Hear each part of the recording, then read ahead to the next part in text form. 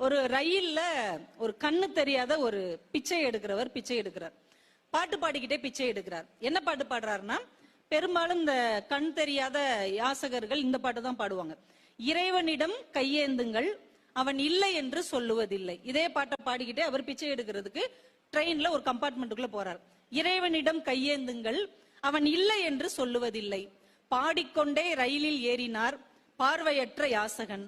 அந்த பெட்டியில் யாருமே இல்லை என்பதை யாருமே சொல்லவில்லை. அந்த பெட்டியில யாருமே இல்லை, ஆனா யாருமே அதை சொல்லவும் முடியாது இல்லையா? சில நேரங்கள்ல பாத்தீங்கன்னா நம்ம எல்லாமே முடிஞ்சு போச்சுன்னு நினைப்போம். இதுக்கு மேல ஒண்ணுமே பண்ண முடியாதுங்க, அவ்வளவுதான், எல்லாம் சோழி முடிஞ்சு அப்படின்னு ரொம்ப துயரமா நிப்போம் இல்லையா? ஆனா அங்க இருந்துதான் ஏதோ ஒரு தொடக்கம் நமக்கு திடீர்னு வந்து சேரும். எல்லாம் முடிந்து விட்டது என்று எண்ணி விடாதீர்கள், எல்லாம் முடிந்து விட்டது என்று எண்ணி விடாதீர்கள். கடைசி புள்ளிக்கு பிறகுதான் கோலம் தொடங்குகிறது. புள்ளி வச்சு முடிச்சதுக்கு அப்புறம் தானே கோலம் தொடங்கும். அப்ப புள்ளி வச்சு முடிச்ச உடனே எல்லாம் முடிஞ்சிருச்சுன்னு யாரும் முடிவுக்கு வந்துடாதீங்க. இனிமேதாயா கோலமே இருக்குது.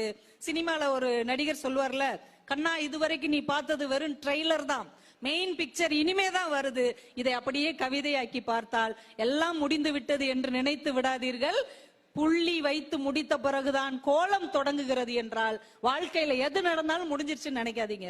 இனிமேதாங்க எனக்கான தொடக்கம் இருக்கிறது என்கின்ற தன்னம்பிக்கையோட எழுந்து ஒரு ரயில்ல ஒரு கண்ணு தெரியாத ஒரு